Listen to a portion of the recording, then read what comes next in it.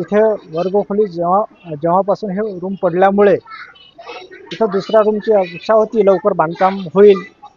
मात्र ते बांधकाम जे आहे ते थोडं संथ गतीने चालू असल्यामुळे अजूनपर्यंत आमचं बांधकाम पूर्ण झालेलं नाही. आम्हाला असं वाटते की हे लवकरात लवकर जर आमचं बांधकाम पूर्ण झालं तर आमचे दोन्ही रूम मध्ये आम्ही वेगवेगळे विद्यार्थी बसून आमचं अध्यापन कार्य करणार आहोत. इथे जवळपास 1 ते 5 वर्ग असून 1 ते 5 वर्गामध्ये एकूण 38 विद्यार्थी आहेत.